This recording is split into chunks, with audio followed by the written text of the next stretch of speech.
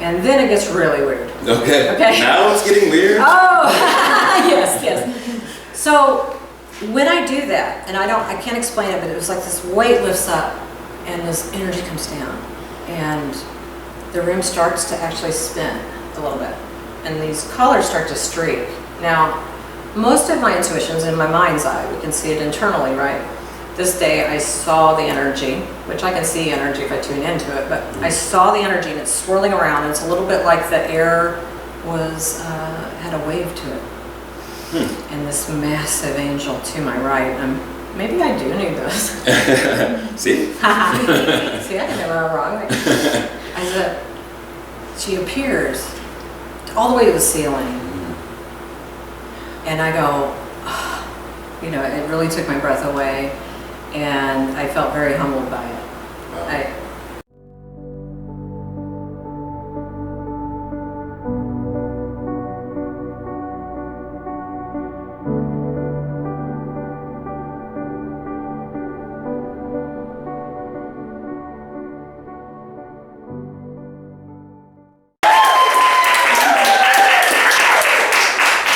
Thank you so much. Peace profound and personal power. Hello, my friends, and welcome to the Soul Ascension Show, where we bring in the teachers, healers, thinkers, and feelers to provide you with the information and inspiration to ascend your life. I'm your host, DMike, and before I get in with our guest, I want to take a second to acknowledge our audience here. You guys taking time away from your day to come and help to welcome our guest here. And this is the largest guest audience that we've had. So I just want to say thank you.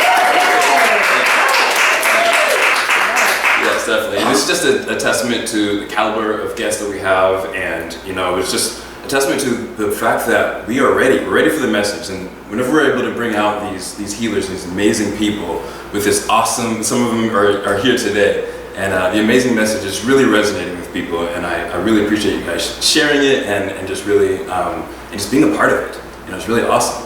So our guest today is amazing author, speaker, writer, talker. Teacher. Yes, yeah. Definitely. And I mean, just the energy that I get from you is just so profound. I mean, just the little interaction that we had just before we started, I know that there's something special, and I'm really excited to get into your story. So if you guys could just help me welcome CJ Martes. So yeah, I'm really excited to get into your story, and I like to, whenever I'm talking to people, I like to have people who have gone through something and above odds, they've kind of packaged up how they were able to get through that, and they share that with the world, and so people who have gone through something similar can have something to benefit from. And I really feel like you check off all the boxes: teacher, healer, thinker, feeler, all of that. And whenever people are on their path and they're on their journey and they have an amazing message like you do, I feel like there's a couple ways that kind of get started. Either they're kind of born into it and their parents are just really woke, but sometimes there's an incident or something that happens that kind of spurs on your journey and your mission. Where do you think you fall on that line? Did something happen that really kind of put you on this journey, or where do you fall on that? Well, thank you, DMike, for having me. Thank you to all of you for coming. I really appreciate the opportunity to just sit, and we're not breaking bread, that we're creating a beautiful synergy together today. I do have a story. I do have things that were pivotal along the way. When I was a very small child, I really thought that God was talking to me. I was raised in Catholicism, though I'm well versed now on all kinds of different religions, study Buddhism and all of that, but the journey began there in a very small town. And I didn't really understand the nuns, that were teaching us, or the priests in the church, because they were chain smoking, and liked a little too much communion wine, I think. But and I didn't understand the dogma. And I used to get in trouble because the priest would be going, God and wrath, and he's really got all this vibrato, and I go, oh. And I say, Father Finnegan, God's not like that. You said that. That was a really wrong thing to do. I got a lot of trouble for countering the priest, but that just sort of speaks to where I really began. And I used to have ecstatic visions as a child. I used to sneak out of the Catholic school over to the cathedral. I sit in the front row so I could talk to God. I had a real misunderstanding with God at about 7 because I was like, this place is weird and cruel sometimes, and I don't understand. It didn't resonate. Well, because I came from oneness, and I knew that, and I think children know that. We know that as children, that we come from a divine source. We're connected to that beautiful power, and we have that in every cell in our body. You know, we have that light that I believe comes from God, the Infinite One, as the Seraphim Angels speak of God that way. And so one time I got in real bad trouble because I would disappear for a couple hours, and they finally found me in church. Now, the funny thing is that you're supposed to want to go to church, so I didn't understand why everybody was so upset.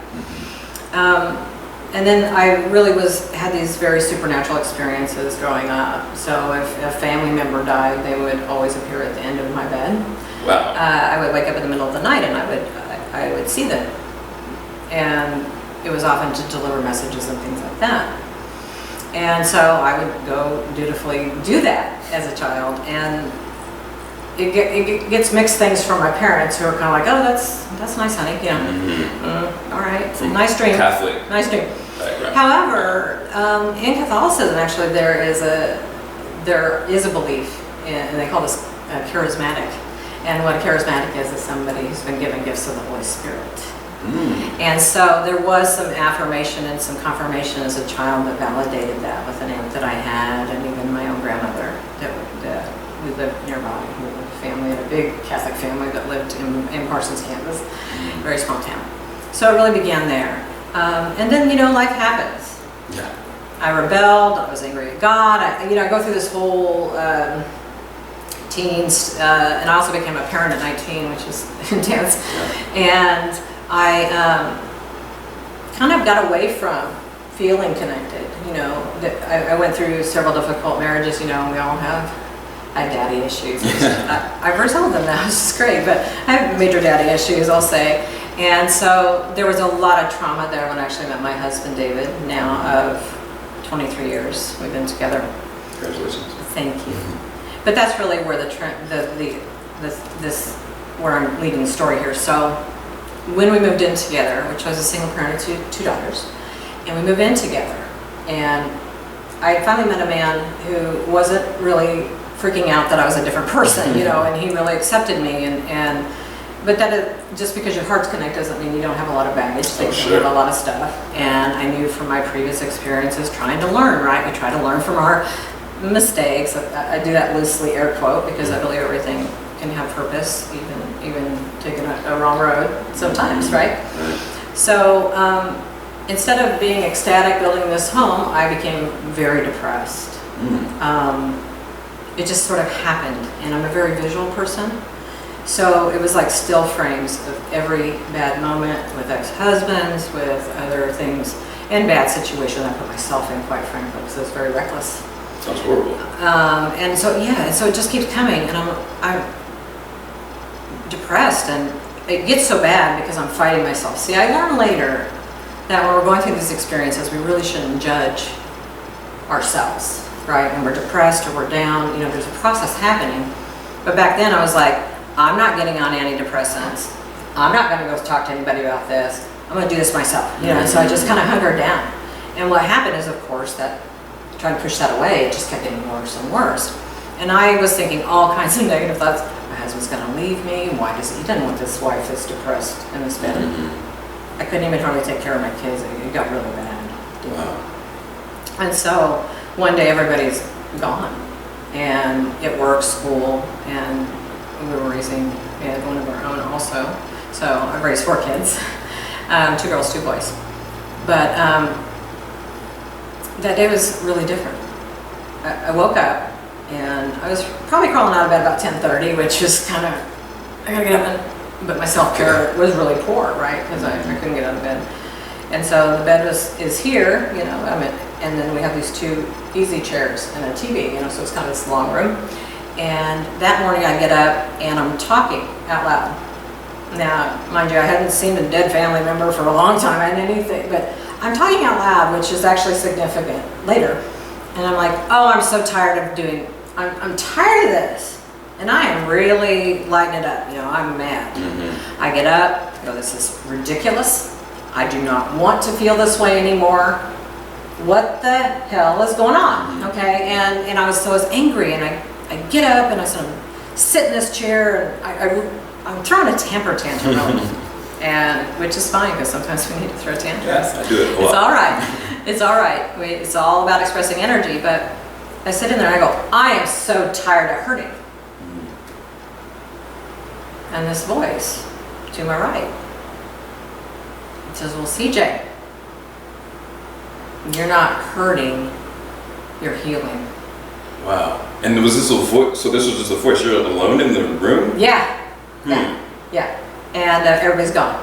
And it is a audible voice in a very powerful but beautiful way. It just says CJ. I would have freaked out. CJ. yeah. Most people would be like, okay, I need to go check myself into a psych ward, you know. But I felt calm inside. And I think because I'd had all of these spiritual experiences, you know, a voice in the room didn't really frighten me. So I'm glad for that. I was prepared. I feel like I was prepared my whole life for where I am now. It says, well, CJ, you're not hurting, you're healing. And I go, huh. Well, that was the first time I admitted that I was totally wrong about what I was going through. Wow. And could not believe that one word changed everything. I define hurting as a perpetual process that would just go on forever. Hurting, to me, in my own definition, is it's just not going to stop. Healing is different. It's a process. And I go, okay. Well, if I'm healing, I accept that, but I cannot do it alone. Yeah. And I really surrendered to God. I said, I wasn't even concerned with who'd been talking to me. It was just so profound to look at it differently. And so when I'm teaching people or when I'm helping people, it's about looking at your life differently. It really is. It's about perception. And so I just say, God, please, I surrender. I can't fight anymore. I can't. And please help me. And then it gets really weird. Okay. Now it's getting weird. Oh, yes. So when I do that, and I can't explain it, but it was like this weight lifts up and this energy comes down and the room starts to actually spin a little bit and these colors start to streak. Now, most of my intuitions in my mind's eye, we can see it internally, right? This day I saw the energy, which I can see energy if I tune into it, but I saw the energy and it's swirling around. And it's a little bit like the air was had a wave to it. And this massive angel to my right, maybe I do need this. See? See, I can never go wrong. I said, she appears all the way to the ceiling. And I go, you know, it really took my breath away. And I felt very humbled by it. Wow. You can't really describe what that's like, but it was so humbling to see this presence of the divine in my bedroom. I was grateful. I was in shock. I said, okay. I said, hello. First, I did say hello. And be cordial. Yeah. Right. But then something else starts to happen, and in the corner of the room, like in this room or where you're interviewing me, seraphim after seraphim started to appear. And did you know what that was at the time? No. Okay. I mean, I knew that they were angels. I didn't actually realize until later that they were seraphim, which is a little unusual, to say the least. Okay. And so once they all appear, there are 13 of them. 12 other seraphim in the bedroom with me. Now I know who I was talking to, right? Okay.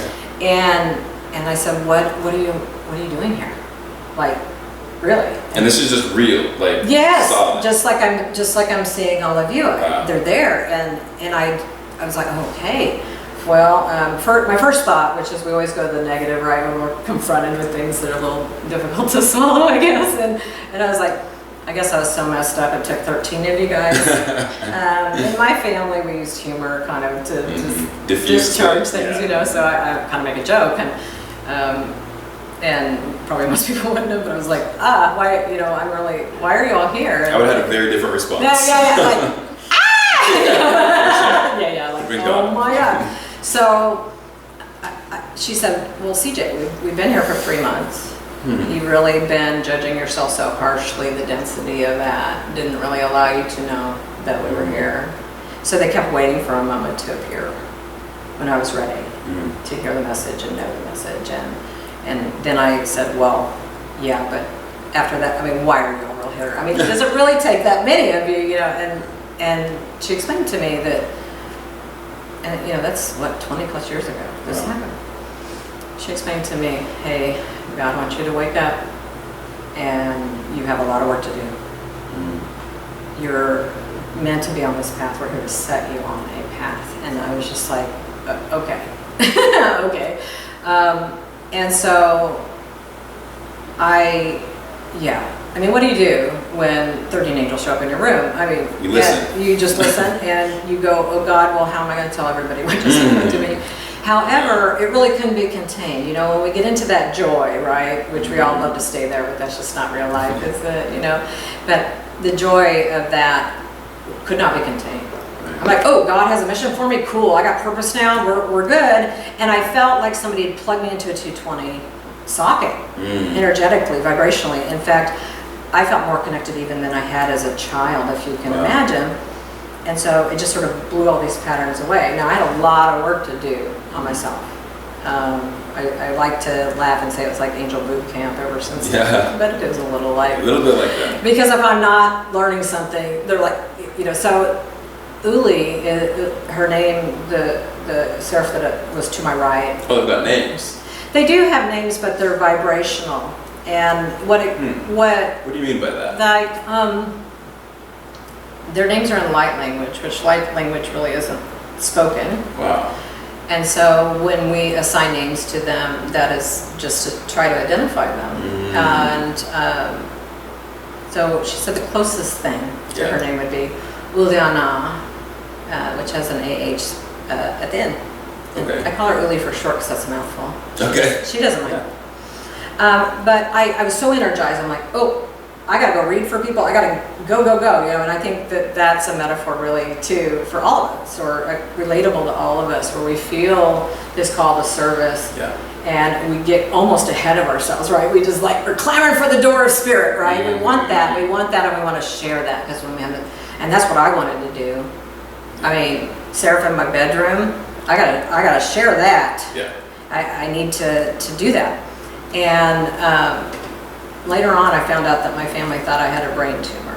Oh, wow. Yeah. Because I went from horribly depressed to ecstatic.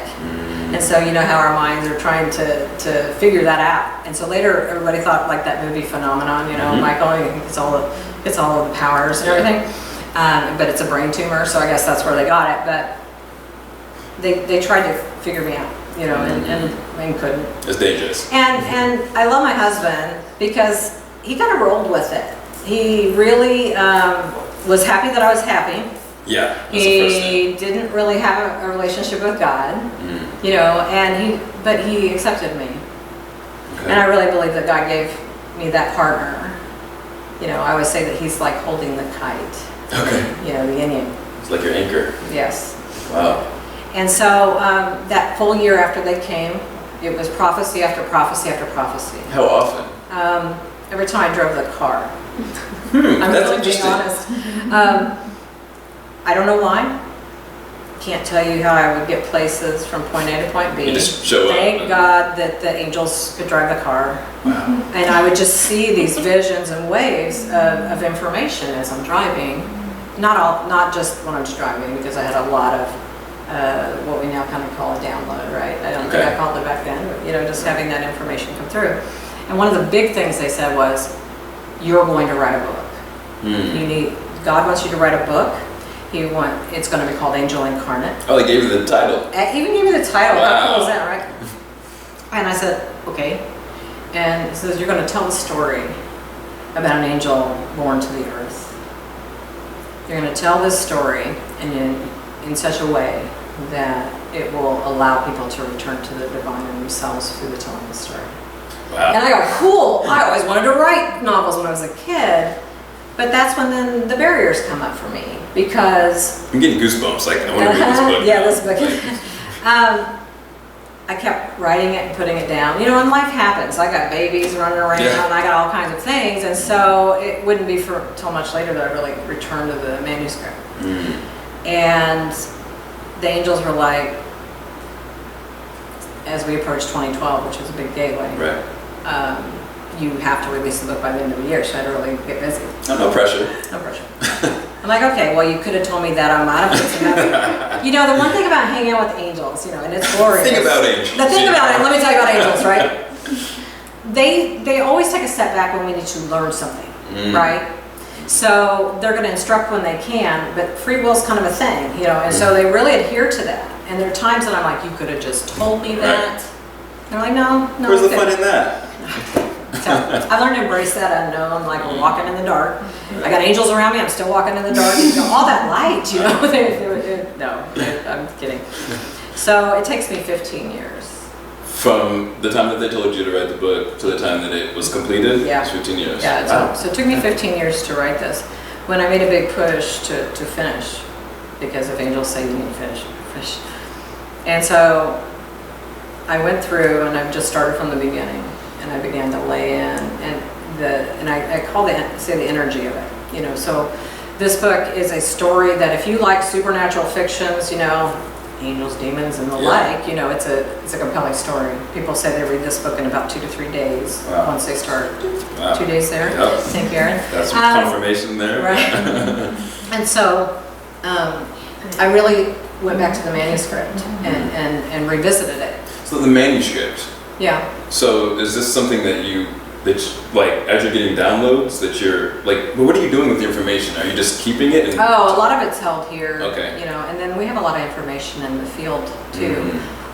So we think of that as Akashic record, and, right? Yes. But ask now, you about that, too. Right. So I won't digress, I'll just finish this real quick. So, there were times I did not know if I was writing the book or the book was writing me. And what I really mean by that is the presence of spirit to complete the project was so intense. And I write in a very different style. So I write like a movie. So you know when you have scene to scene to scene. And so the way I wrote it, the process was quite elegant once I really committed to it, was I just got so ungrounded. There's so much energy in here. Lots to unpack. Right. So I write scene to scene. Thank you. Okay. Thanks. She sometimes has to do that for me. I write scene to scene. Okay. So when I would write one scene with the character set, then I would wait until I saw the next scene. So I wrote the book very fluidly that way, and it was to continue to layer this other energy, God's energy, in there. Wow. And so the Seraphim are kind of bringing that in. And so the book became very encoded then with divine energy.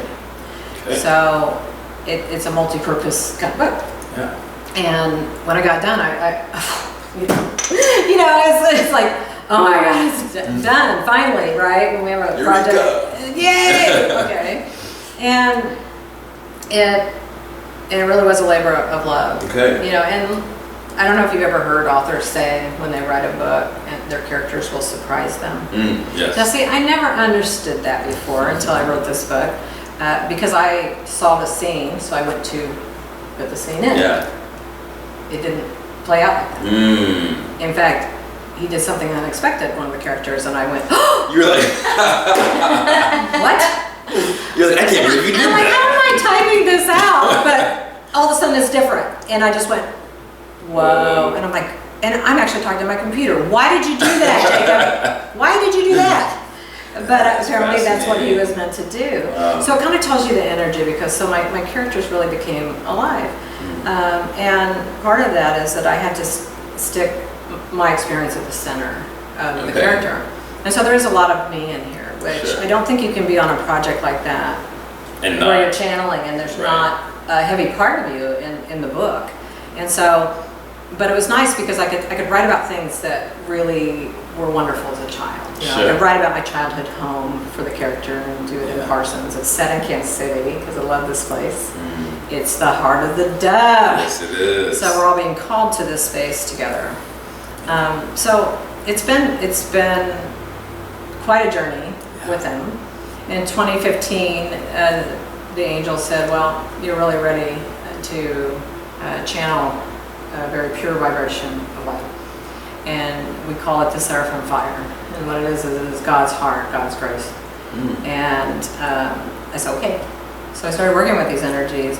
And then they said, okay, let's do the group. So the group healings that I do are really profoundly changing for people. All 13 of the Seraphim entered that space and work on you individually. It's an incredible energy. I feel very blessed to facilitate that. So, yeah, so can I do the Angel Incarnate? Plug, yes, for sure. Go to my website though, because I always put angel messages if you buy it from me directly. So I'll actually channel and put it. Cool, awesome. Yeah, we'll make sure we put the website and we'll talk about where everybody can get the book and all of that. This is the Seraphim. This is an ancient symbol of the seraphs. So they just said, you better talk about the symbol.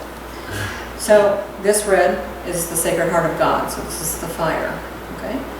And seraphim have 3 sets of wings. And so they're depicted here. And so it was very important that energy would be a part of it. And actually they got me up at 3 a.m., had me surfing the web, and I found the pendant that looked like this. And I said, that's it. It was on Etsy. The Seraphim are jerks. Oh, after a while. No, that first couple of years was really intense, so I barely slept. I'm trying to take care of kids, messages are coming through. They would wake me up and the veils were very thin, which is between 3 and 4 o'clock in the morning. I'm sure it's a gift.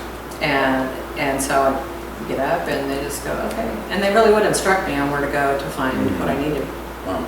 And so that was really very much a blessing along the way. So and then I do a lot of other crazy. stuff too, but the angels, and they've been obviously in the space with us today.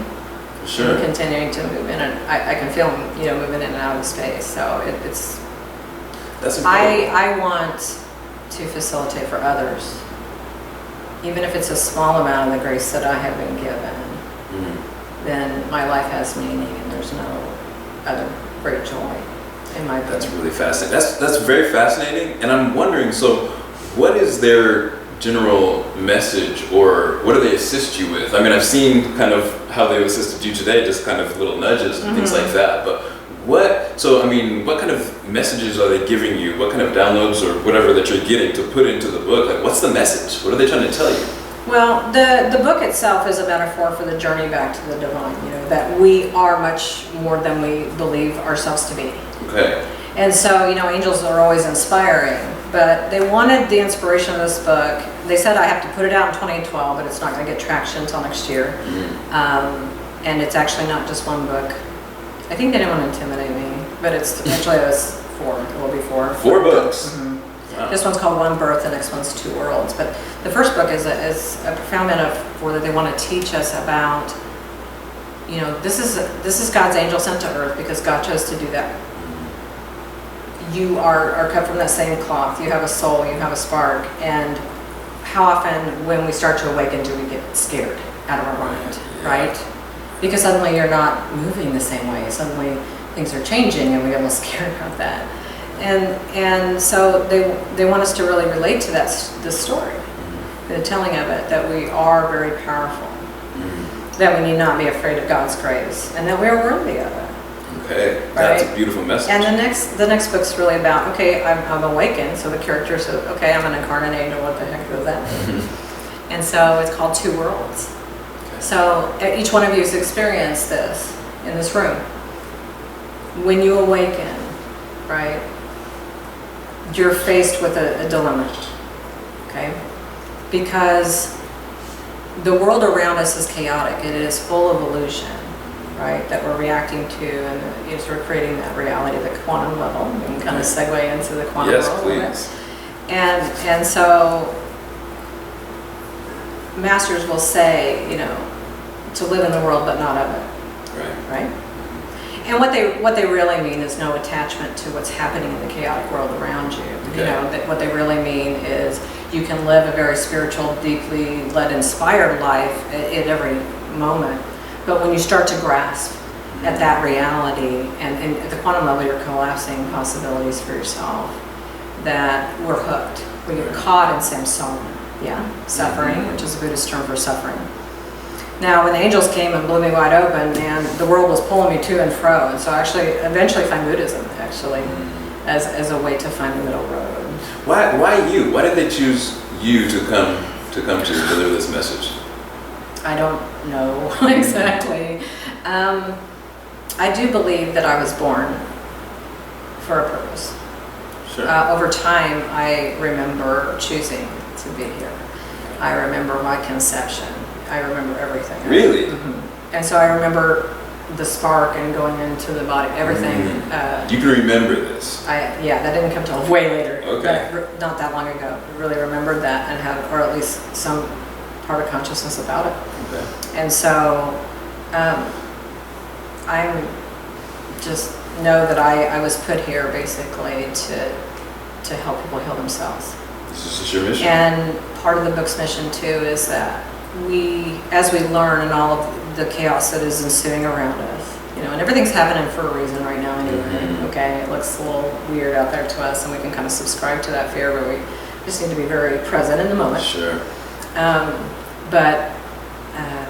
So I'm getting more into that. So Yeah. Give me a question. Yeah, for sure. Yeah. I'm trying to stay grounded. There's a lot going on, a lot to unpack. But I noticed that I remember you said something about the Akashic records, and just whenever I was preparing for this, talking a lot about the things that go into it. Because me myself, I have science background. I studied quantum physics and all of that. And then I'm that way too. Yes. I got this right and left brain. Yeah, like exactly. You do, where I understand logical, linear, and science really geeks me out. Yeah. And I'm this etheoric, very creative for so many years. So it's like the things coming together. Yeah, That's science really and important to spirituality, me. right? Exactly. Yes, I really feel like they're kind of reconciling and meeting up. So Akashic field therapy. There's lots of ancient knowledge that goes into it. There's science. There's medical intuitive that goes into it. What is all of that? Okay. So back when I awakened, I got these angels as teachers, but I was really searching for a teacher, right? Okay. And when we're ready, the teacher appears. Sure. But I was getting a little snarky about it, quite frankly, because I was like, I'm seeing things at this quantum level. So my brain starts to expand in what it understands of the universe when that energy came to me. And so I start to see this underlying fabric of everything around me. So I'm a very sensitive person, and if I tune in, and we all have access to the Akashic record, everybody. You don't have to be up here casing a trance channel or anything like that to get to the record. In fact, you're in it right now. Yeah. It's everywhere. The records are everywhere. And Casey said that too. He said the records are imprinted on an etheric type of energy, and he said the records are everywhere. And what is it? A record of what? Every thought, every action, everything that occurs is recorded. And it's beyond anything we can comprehend as logistically about the amount of data. But they're really coming up with quantum computers now and things where there's the hard drives in the air. Did you know that we're almost there with that? And computing is glorious and a little scary stuff. Yeah. But so I found a teacher. I went through a vibrational healing training program, taught to do endocrine lymphatic attunements, which is an energy technique that's direct, not so much channeling, but it's actually generating the field through the endocrine system. So I learned all of that, and eventually, and so we had charts and things that we could douse for the medical intuitive process. And so I have a few students here in the room, actually, from the last training program last year, because I'm running my own now, because my teacher retired. And you're kind of stepping into that? Yeah, he actually, the reason I can do that is that he gave me everything. Cool. And I had to update it, but he gave me everything that he had. He wanted somebody to continue to teach the method. But I got a book, because I like the science.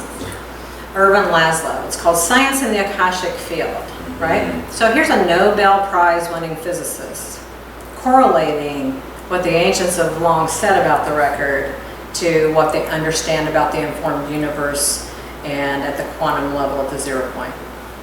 So he says we realize now as we look smaller and smaller that there's information in there.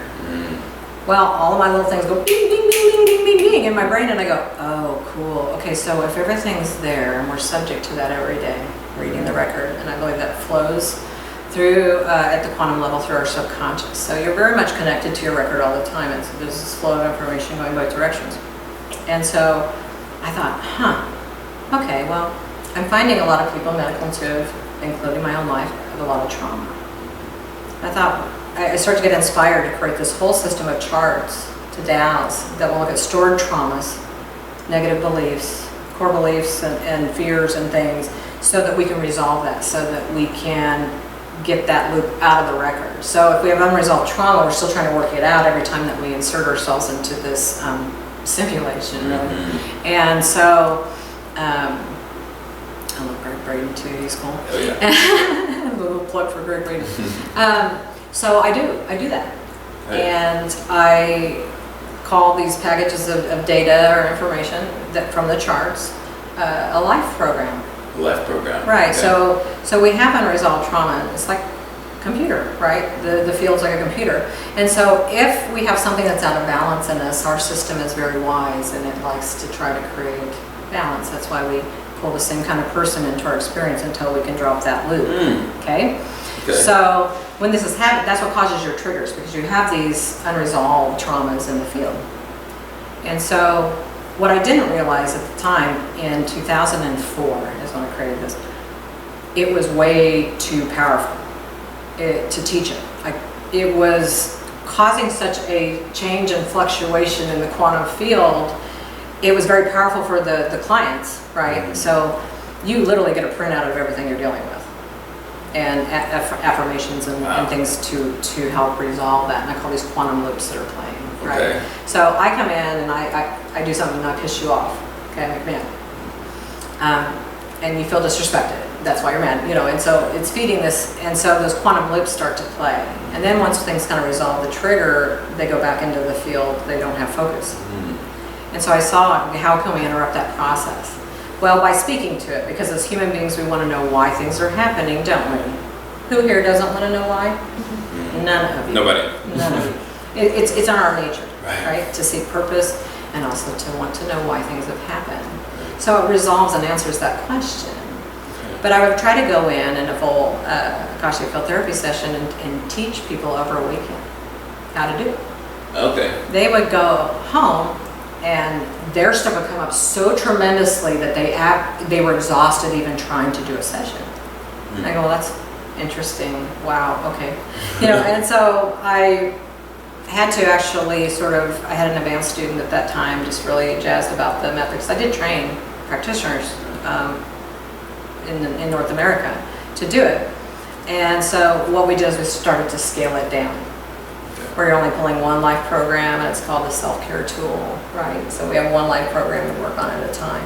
A full session had 5. I was a little overzealous about that. It's a lot.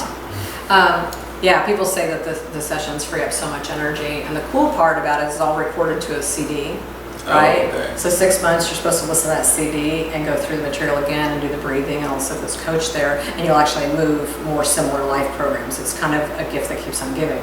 But it's a very intense session if you're really ready to go, okay, I just need to get this stuff out of my way. It's very good for that. But I was kind of faced with a dilemma when the angel said, okay, you really need to finish this book. I was about to go nationwide with Akashic Field. Oh, okay. And so you have to weigh, I had to weigh it out. And the reason I'm sharing that is because I think that on a journey, correlating to everybody's experience, that sometimes we have to weigh out our inspirations, right? So I had Akashic Field Therapy, which is more the logical, right? And I had this book that was highly creative. Well, both of those are part of me. And ultimately what I settled on was what would bring me the greatest joy. I love that. And really for the first time in my life, I made the joy choice. Thank you, angels. The joy choice. They stepped back. They didn't make that. I did make that decision because I remember my childhood. And really, when I was a little girl, all I wanted to do was write novels. And so you're on a mission for God, and you get to write a novel. How cool is that? You know. So I found my joy.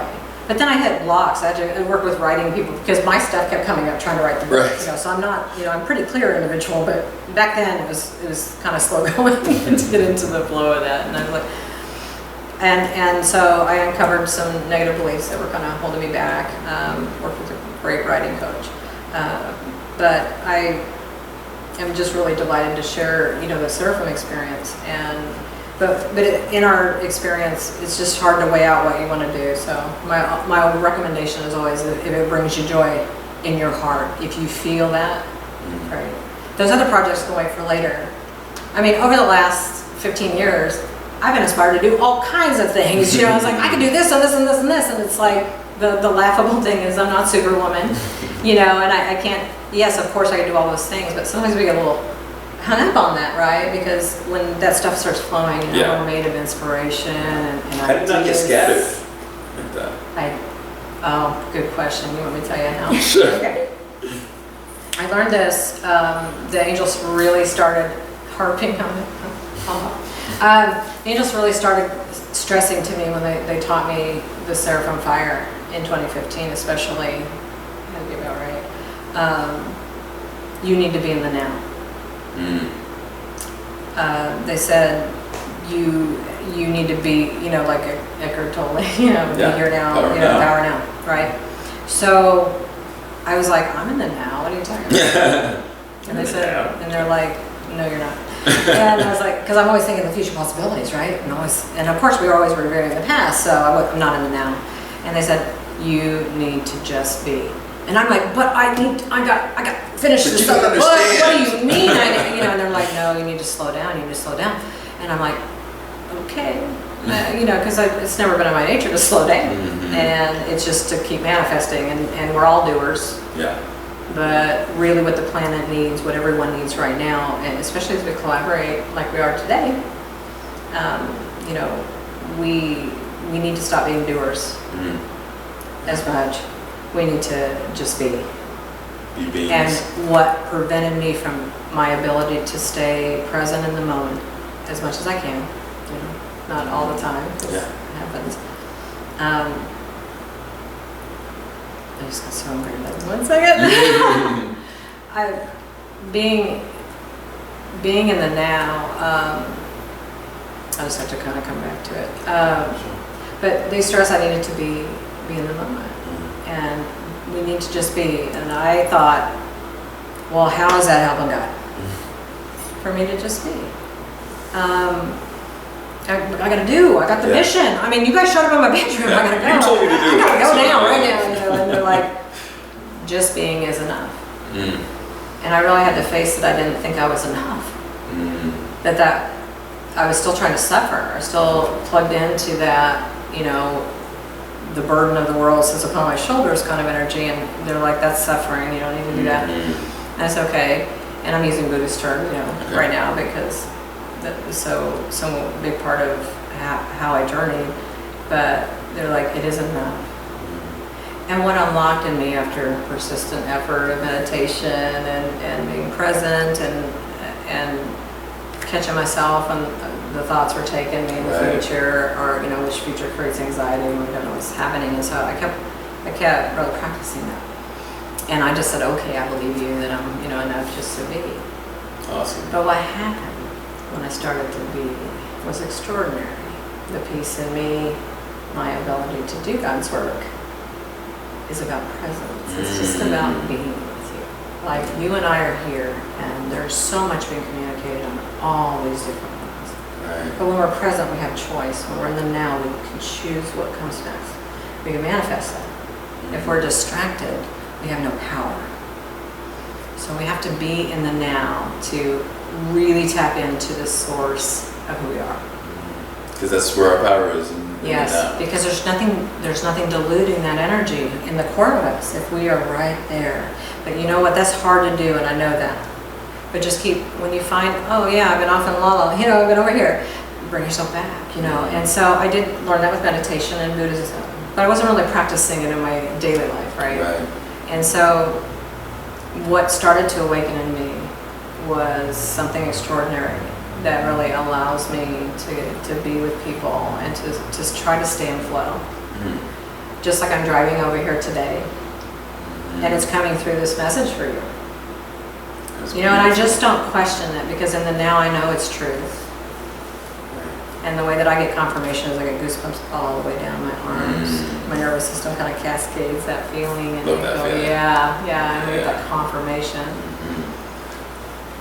So. Do you feel like you were just extremely lucky to be able to have this kind of guidance? Because I mean, so many people were just like, feel like we're flailing. You know, especially like the time that you're talking about, whenever you first wake up, and a lot of people are scared. You know, they don't quite know what to do. A lot of people, especially now we jump down the rabbit hole of YouTube, are just trying to figure out any kind of support or whatever. Do you feel like you were just extremely lucky that these angels, 13 angels, just show up to you? Well, you have to answer that question. I'm very, very lucky person. But, you know, having that much divine energy really very close to you is kind of a double-edged sword, I think. I've had like 5 lifetimes in this lifetime, you know, of transformation. Right. So there are times that I just keep finding myself standing at the ledge, right? And I have to take another leap, and they're asking me to leap. And so... Does that get easier? No. Okay. No, I mean, I think my obedience to that gets easier, right? Because I trust it, and I know even if I can't see what's ahead, I'm not meant to, and I try to really trust that, and so they really instilled that in me. But when you have that much guidance, it does come with a great responsibility, I think, and a feeling of really just humbling and surrendering. And so that can actually be in real life, out in real life, very difficult to do. And so when I say angel boot camp, I kind of mean it. Yeah. Okay. But what I want people to understand, not only about divine beings, because we have so many benevolent beings here. We have archangels and angels, we have arcturians, and we have all kinds of dimensional beings, right? And I really, we won't probably get into my ET experience. Sure. I wasn't sure. I was on the fence until one day, one fateful day. So, you know, we have that wisdom, right? None of you, even at difficult times of your life, is disconnected from Source. I mean, that's an illusion. There's no separation, really. And what we're all learning to do is listen. When you're in the now, you can listen. When you're not in the now, you can't hear it as well. And so I know you feel like you're flailing sometimes. I did too, even with all these angels. But what you really want to do is calm yourself a little bit, and trust the process. Because when you surrender and you open to flow, and what I mean by that is just to take one moment at a time and just sort of flow with it. Once you start to get there, the universe responds and takes care of you. Wow. Okay? And this is something people don't realize. You will be given perfectly every single time what you need. You always will be. It may not come in the way that you think that answer will come, so we have to actually be a little more vigilant, right, to look around and see how Spirit's communicating to us. But we have this indelible wisdom available to us. We have the history of the ancients right in the field. And so what people have to learn to do is to understand that they're worthy of that. Okay. Right? Yeah, you said we all have a connection to the records. And so is that how we kind of tap into it? I mean, when you go to get a reading from somebody who's doing intuitive readings or psychic readings, they're all accessing the same field. They just have a much more adept way of pulling that information out, right? Because some people are really gifted at being connected to the field, like myself, but we're all connected to it, so it's all there. It's just whether or not we can interpret it, right? With the brain. And you said worthiness, and you said also you have to understand that you're worthy of it. Oh yeah. That's interesting. Worthiness is a big issue, right? Yeah. We start to get into the power of who we are, and then we kind of shrink. Yeah. Right. And so we go, ooh, you know, and fear does that, and a lot of other things contribute to that, childhood trauma and all that, but we need to be worthy of it. Sure. Right? We came from it. Yeah. Yeah? I like that. Birthright, yes. Because you came into this human experience, the promise was that you get to return back to where you came from. The promise is home, right? Once we're done. Yeah? I love that. And so you are powerful beyond measure, and it's not arrogance to own who you are, to own that you're capable, to own that you have these gifts. It's not arrogance, because I think that you actually need your ego. I mean, we would fall apart without the ego, but I think it gets a little bad reputation, right? Definitely. Because none of us want to be egotistical, but the ego is an important structure, right? And so what I learned being propelled so quickly, my ego went, What are you doing? You know, that part of me, I had a sense of that, right? Because when we transform, what the ego does is to give us an identification point as an individual. If we didn't have the id, is another term for the ego, we wouldn't be fixed in a single position. And so it has to identify us by the world around us, what we see, what we hear, what we feel and experience. And so it seeks as our identifier, and that progressively keeps growing even into our, late teens, early 20s. The ego is not really fully formed. But once it is, it doesn't really like to be messed with, I think. It has to stretch. And so I really encourage people to not be discarding the ego as something that isn't very important, but such an enemy. No, it really isn't. And I think that we need to understand that because we need to work with that. If we are to transform and change many times within our life, which I think we're meant to do, we're an evolving process down here, then we need to also understand that, the ego doesn't have to be rigid and fixed. It can be more fluid. It can allow for new information. And so that's where I came to harmony eventually with my own ego, which was, hey, I'm going to be transforming on the fly. You need to just kind of keep up with me, which is funny. But it can be fluid, right? But when we have a lot of fear, we want to hold on to the old design. So where the ego can get in our way is no, DMike, you're this. Right. And you go, but I'm not. And it just keeps saying, no, you're this. And so we have to kind of work with that to go, well, I was this, and this is where I'm going. This is what I'm becoming. And this is my truth now. And you get that cooperation inside of your own consciousness, really, to do that. Wow. So, I think the angels must be messing with time or something. It seems like we just sat down. I literally haven't asked you any of the things that I wanted to get to. This is crazy, but I have a couple more questions. Yeah, absolutely. For sure, yes. I mean, this is all fascinating. I can't wait to dive more into the books and to your work. And I'm definitely going to ask you to come back because there's so much more. We could, I was like, we could do this for all day. No, yeah, for sure. This might be a series, for sure, definitely. That's cool. So I really appreciate it, and I'm just wondering. So with all the culmination of all of your work and all of the messages that you receive and that you convey and all of that, I want to know if you had a billboard that you could put over the entire earth and everybody's looking at this for a day. Everybody in the entire world is going to see this message. Oh man. And you get to write anything that you want on this billboard. What does it say? You're already there and you have everything you need. It's crazy how people answer this question so fast. Like I always think that people are gonna have to think about it. It just was there, It's just there. Well, because we're always searching and we think we're gonna arrive at this we're gonna arrive, right? But we never arrive. We arrive at stations along the way.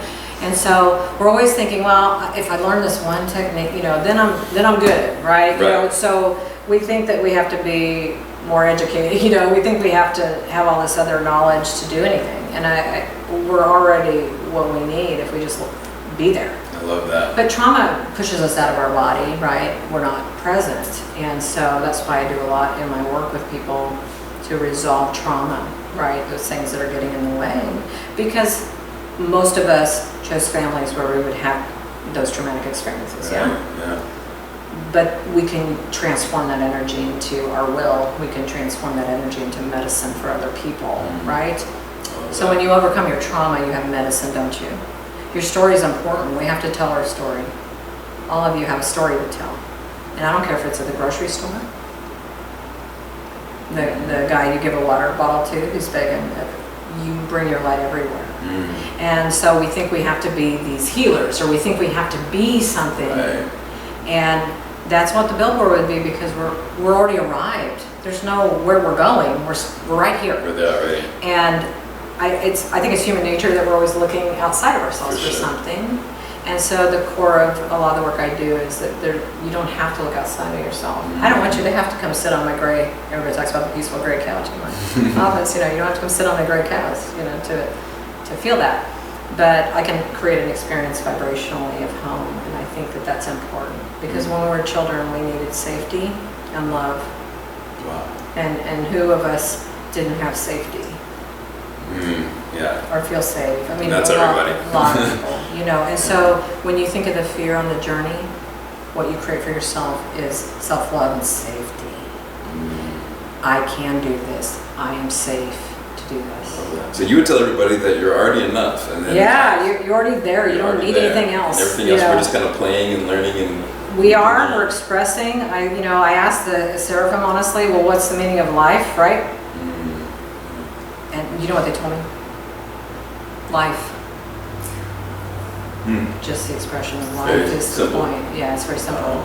And I'm like, well, that's not anything we can really talk about. But I'm not talking about so. But it's just like, why are we all here? What's going on? And so this is a creation that you're all participating in. We all are. Yeah. It's what we choose to do with it. Yeah. Choice. And sometimes something that the angels really shared with me, and she's pushing me to mention it too, is that with the not the unbalanced world between the light and the dark, because you really can't have, you have to have both, right? But things have gotten a little out of balance, and so part of this upheaval is really about an equation that's trying to find balance, right? The cool part is that if you look at it as a teeter-totter, the cool part is that we think that thousands and millions of people have to get enlightened, right, to push that back. But vibrationally, it takes a much smaller amount than you think. Only 1% of the people need to be present to shift the entire planet, which means you're an integral part of that process. And so, but in this upheaval, what is fallen away or what seems out of reach to many is home, heaven, right?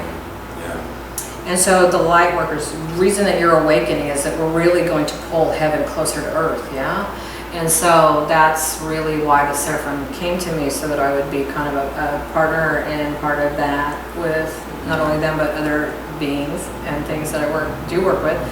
And I believe wholeheartedly, 100%, that the future of the planet is good. Me too. And we need to believe that. We don't need to think that everything's all messed up right now. That's powerful. And it's hard to do when we have a lot of examples of what I call the catalysts out there. We're not going to get into that right now. But the wide world looks like a very dark place. But that's an illusion, okay? That's not true. They just don't cover love. Right. Yeah. That's the main reason why I wanted to create a show like this, is so that we can see the other side of it. And I think that's really beautiful. It really helps to enhance your power, and it lessens the task. Whenever you think that only 1%, so really you're doing it for 100 people. Whenever you think of it like that, and it really magnifies your power. And we're all interconnected, so every person that you touch with your heart, if you feel that and connect with that, you're vibrationally liberating this planet. But we don't see ourselves that way. Wow. But that's the truth of what God gave us, right? Where we were birthed from. Absolutely. And so I'm distraught that we have to start wrapping it up, but before I ask the final couple of questions, I was just going to see if the angels or the Seraphim or whoever, you have any final thing that you that's coming through that you would want to express that I haven't asked you. I think they really just want to express. They've been filtering through this entire discussion, really, with that wisdom. Of course. This is the time that our hearts will open, that we're going to embrace the totality of who we are. They really want everyone to know that everything you're doing is enough. We just have to keep moving forward. We have to keep moving energy, right? Every time we transmute something, every time we get an aha moment, we're moving energy. And it's our responsibility to move that love. That is who we are. We're always trying to find ourselves, which it's just, we need to know ourselves. Temet noce, which is to know thyself, which is my absolute favorite Latin term. And I teach that too. It's like, got to know yourself. The more you know yourself, the more power you have. But we have these little doors and cabinets we don't want to open, to get there. But if we hold on to the truth of the power of the light that we possess, everybody has it. And we need to use it right now. Wow. There's no reason to wait to be a divine being in the world, having a human experience. And they just really need us to mobilize. And then the other thing too is that they really want us to know about our interconnection and that the relationships that we make in this pure light are important. Your spiritual community that you guys are working on, other spiritual communities, we need to be united. And I think we can always find common ground if it's love, right? And anybody who doesn't subscribe to love, we need to love them more, don't they need our love more? And I think the angels really taught me that. I don't necessarily have to be all up in what they're doing, yeah? But I have to see them as a divine being and know that they're on a journey and a struggle. And I think that a lot of us had very difficult journeys. Sure. But I wouldn't go back and change anything because it's fuel now, it's medicine now. And I want you all to definitely look at your experiences that you come out of, that you transform, that you move past or heal. That's medicine.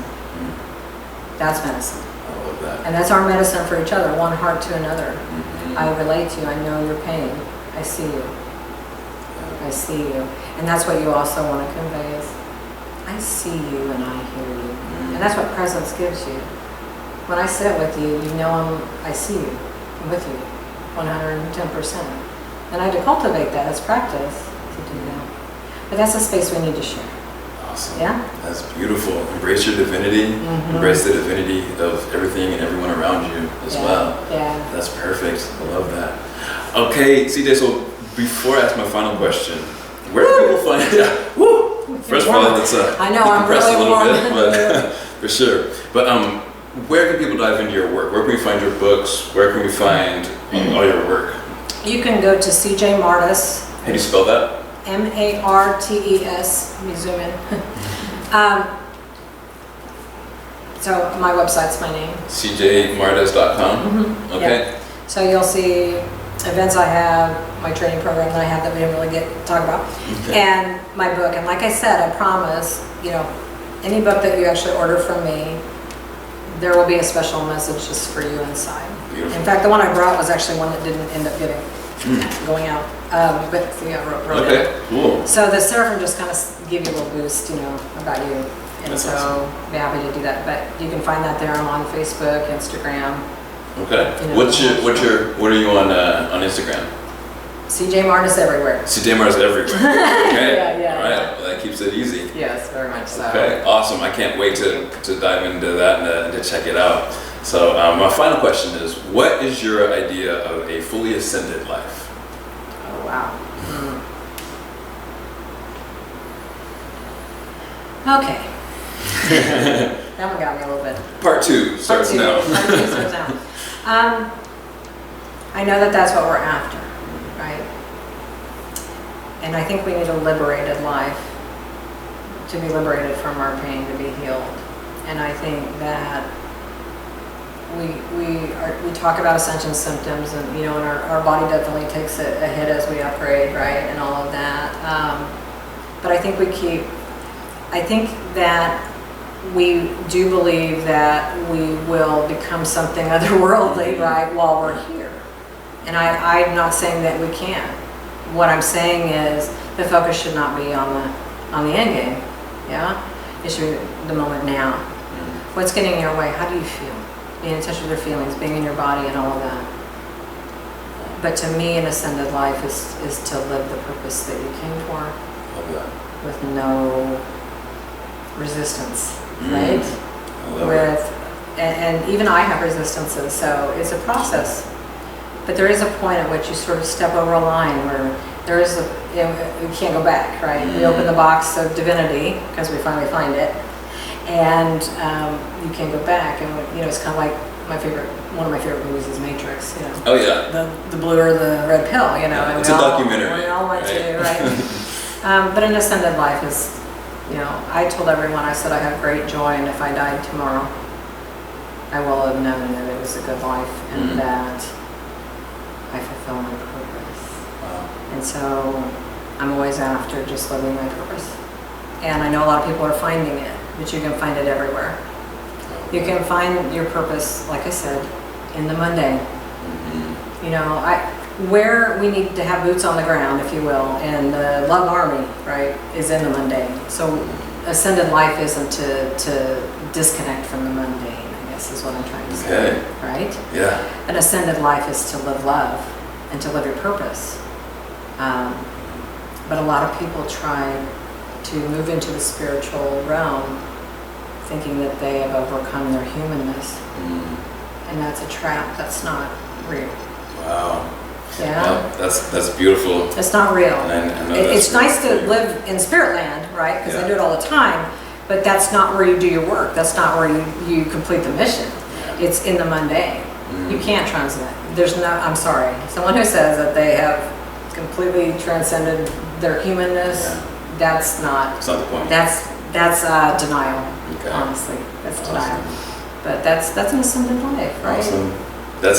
That's perfect, and I know helping people to move into their purpose and doing it in love and just doing it in a really inspired way. I know that that's something that you do. We've got several testaments to that here. There's a lot of your clients and students that are here, and now friends. And now friends, right? Exactly. Definitely. And I know my personal experience with you just before this, whenever you placed your hand on my chest and just basically answered everything that I had asked for the night before. So I'm fully on board. I'm definitely a believer, and I can't wait. And I like what you did. So, you asked for what you needed, did you not?